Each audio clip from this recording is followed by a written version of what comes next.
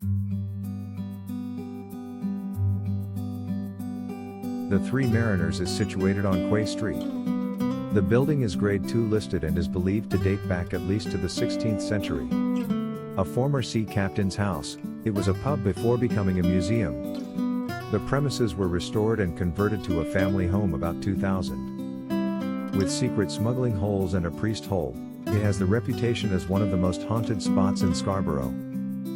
Once a home to docked sailors and thirsty locals, the Grade II listed site contains 26 hidden compartments bored into the walls that were used to hide illicit items from the prying authorities. The fireplace and wooden pub furniture still remain, as does the gun on the wall and the pots and pans used by hungry and thirsty pub goers.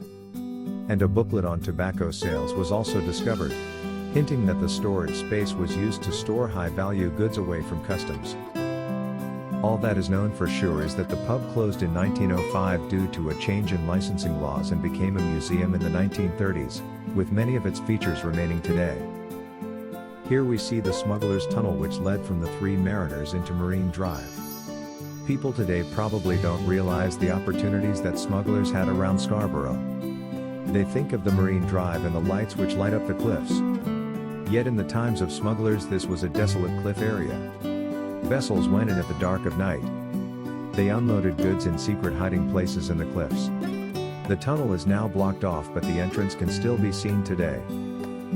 It was also common for men who were tragically drowned at sea to be brought ashore and laid out on boards in what is now the sitting room.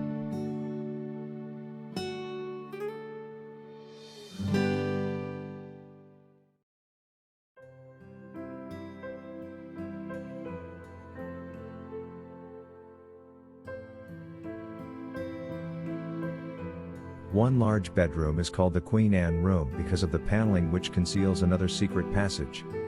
Next to the fireplace is a small passage which opens up into the haunted room adjoining. It was used by smugglers to evade the customs men or press gangs.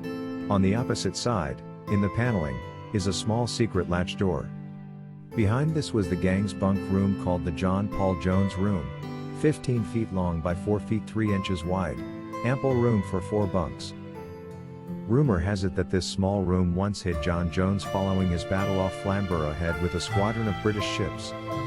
He escaped and made his way to Scarborough in the Three Mariners, then to France, and eventually America. This is the original booklet I have which was printed in 1970. Not much has changed since then and the building and its contents have been preserved. The building was originally on what was the beach before the street and harbor was built out in front of it to provide deep water for ships. The medieval makers numbered the frames and 3 are missing. In 1690 it was renovated and given a brick frontage and paneling with hidden spaces, including a priest's hole. Someone also installed a window halfway up the stairs, which was perfect for checking whether customs officers were approaching the entrance.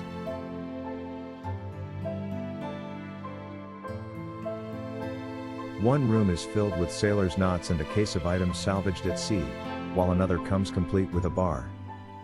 It was once a medieval pub, before it was transformed into a sea captain's house years later.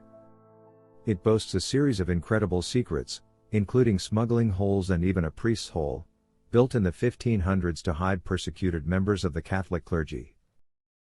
And became a museum in the 1930s, with many of its features remaining today. In fact, the wooden bar still sits in the home, complete with slots cut in the wood for the taps.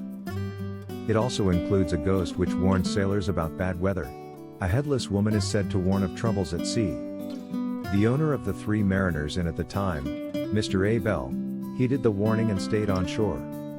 That night a friend who ignored the warning was drowned at sea. Steeped in folklore, the old pub, which became a museum in 1918, had all the attributes needed to attract paying guests. There are tales of smugglers, famous artists and notorious renegades who supped ale, hid contraband and took sanctuary there. Moving to the present day, the cellar was converted into a kitchen and dining room, and the old range that was in bits on the floor was put back together and is now a focal point. Before the work began, archaeologists dug a hole and found pottery and 14th century roof tiles made from limestone. These and other finds are now in a display cabinet. On the ground floor, The old bar and its antique settles were retained to create a cozy snug. The parlor, once used by bone setters to mend the fractured limbs of fishermen, is now a stylish sitting room. Upstairs, there are 2 bedrooms and 2 bathrooms plus a large study and 3rd bedroom in the converted attic. Thank you for watching my video.